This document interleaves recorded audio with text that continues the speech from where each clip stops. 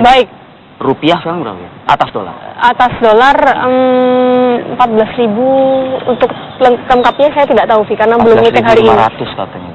Sudah menyampaikan? Itu yang kemarin loh katanya. Hari ini berapa? Belum tahu ya. Nah, nanti kita update ya. Betul. Ya doanya sih menguat rupiahnya.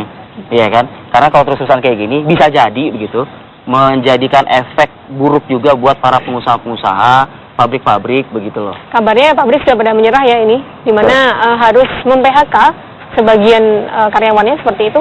Benar demikian, coba nanti kita akan singgung narasumber kita yang sudah hadir. Ada Pak Hamdani, ada juga Mbak Ning, ada juga Pak Sahat begitu, ada dari Apindo, dari buruh lengkap juga, pekerja dan juga dari dinas, maksud kami dari Kementerian Tenaga Kerja. Kita akan berdialog nanti, tetapi mendengar dulu laporan dari rekan kita ya, dengan Regina Indriani di salah satu pabrik di kawasan Bekasi kalau tidak salah. Regina, silakan dengan laporan Anda. Ya, Winnie dan pemirsa, benar sekali bahwa melemahnya ataupun memburuk ekonomi Indonesia akibat melemahnya mata uang rupiah terhadap dolar Amerika nyatanya berdampak buruk begitu, dan perusahaan-perusahaan ini menjadi dampaknya. Dan 5 perusahaan yang ada di kawasan industri di Cikarang Bekasi harus gulung tikar ataupun harus menutup perusahaannya begitu, yang artinya 5 perusahaan ini yang gulung tikar ataupun yang tutup perusahaannya harus mem-PHK ribuan orang pekerjanya begitu. Dan selain itu juga akibat memburuk ekonomi ada belasan, bahkan ada 15 perusahaan lainnya yang harus merumahkan pekerjaannya, yang artinya lebih dari sekitar 5.000 pekerja yang sudah dirumahkan saat ini. Lalu pemirsa, untuk bagaimana mengetahui tentang kedepannya para nasib pekerja ataupun nasib buruh ini, bersama saya sudah ada Ketua Federasi Serikat Pekerja Metal Indonesia, Bapak Obon Tabroni. Selamat pagi Bapak. Selamat pagi. Ya. Bapak, ini mengingat bahwa fenomena saat ini melemahnya rupiah ataupun memburuknya ekonomi, banyak sekali pekerja yang harus di-PHK dan juga dirumahkan.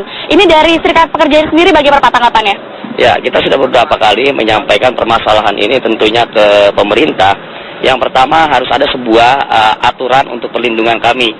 Jangan ketika ekonomi maju di sebuah negara, kita dikesampingkan. Tapi ketika akibat dari dolar, karena memang biasanya sakitnya ekonomi itu pasti buruh yang paling pertama berdampak. Harapan kita sederhana untuk situasi sekarang yang urgent ini, buat keputusan dari pemerintah, terutama dari presiden. Yang pertama, proses untuk menuju PHK itu tentu upaya yang terakhir. Apakah misal sudah dilakukan efisiensi, baik efisiensi tentang produk atau yang lain-lain. Kemudian setelah dilakukan efisiensi tidak bisa juga, kemudian lakukan upaya lain. Katakanlah misal dirumahkan atau kurangi lembur. Kemudian masih belum juga shift. Kemudian masih belum mampu juga, perusahaan masih tetap oleng, tenaga kerja kontrak bisa dikurangi lebih dahulu. Kalau memang semua proses tersebut sudah dijalankan dan ternyata perusahaan masih tetap tidak mampu untuk melakukan bersaingan, baru dilakukan perundingan dengan teman-teman serikat pekerja apa langkah yang terbaik untuk menghadapi situasi ini. Artinya proses harus dijalankan. Jangan tiba-tiba PHK. Kami malah khawatir jangan-jangan ada penumpang gelap dalam persoalan ini. Perusahaan yang sebetulnya mampu, perusahaan yang sebetulnya maju, hanya karena persoalan dolar, kemudian dia melakukan PHK. Karena melihat banyaknya sekali nih perusahaan telah gulung tikar dan juga mem-PHK. Hingga saat ini, hingga hari ini, sudah berapa pekerja yang dirumahkan dan juga sudah di-PHK? Data resmi yang dipublish oleh Dinas Tenaga Kerja Kabupaten Bekasi itu 5 perusahaan sekitar 3.000-an. Tapi kami yakin karena banyak perusahaan yang tidak melaporkan itu, baik di PHK atau dirumahkan. Terasa tidak kurang dari 15 perusahaan dan mungkin dengan pekerja tidak kurang dari 20.000 yang sekarang ini mengalami proses untuk PHK. Ya, pemirsa, tadi setelah berbincang dengan Ketua Federasi, saya akan mencoba berbincang ataupun bertanya kepada salah satu yang korban di PHK begitu. Selamat pagi. Selamat pagi Bu. Nama saya Yanto. Iya. Ya. Mas Yanto, kalau boleh saya tahu sebelumnya bekerja di mana dan sudah berapa tahun? Ya, saya sudah 15 tahun kerja di perusahaan PT Hitachi Power System Indonesia yang berada di Bekasi, Cikarang. Ya, sudah 15 tahun. Iya.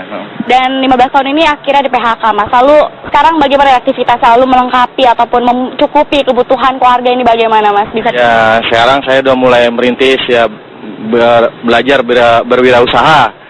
Kan nggak mungkin kalau saya sudah bekerja kembali gitu di perusahaan.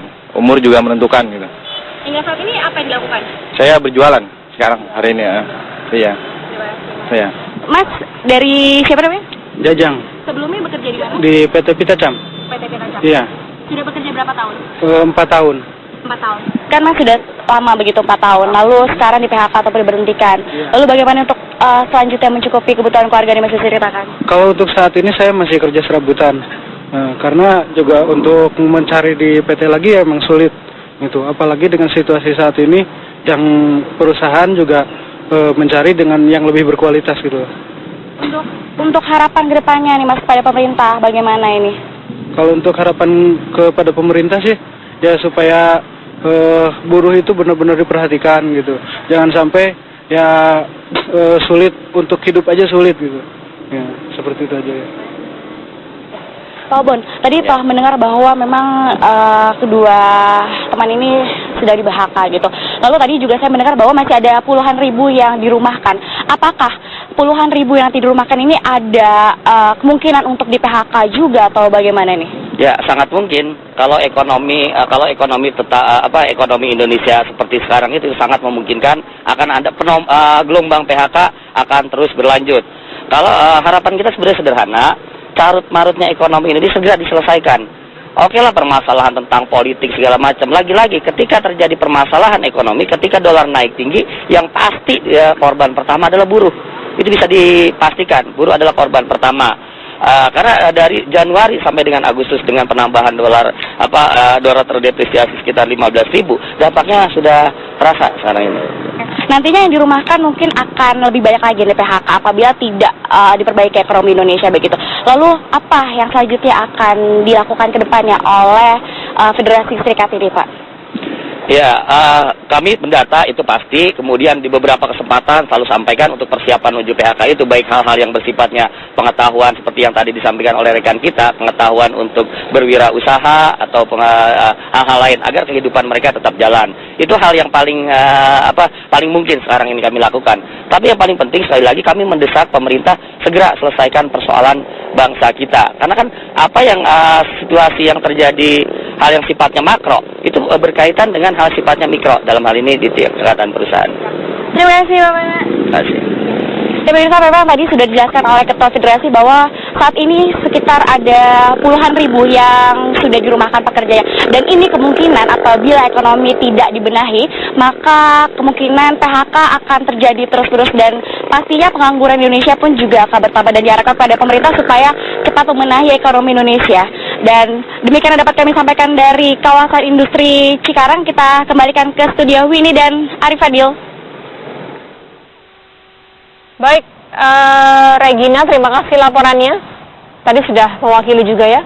Ada 2 orang masyarakat yang sudah diputus. Dan juga ada satu tadi ketua pekerja metal, begitu. Ya. Kita harus closing. Sesaat lagi kita akan kembali, pemirsa, dengan dialog bersama dengan narasumber.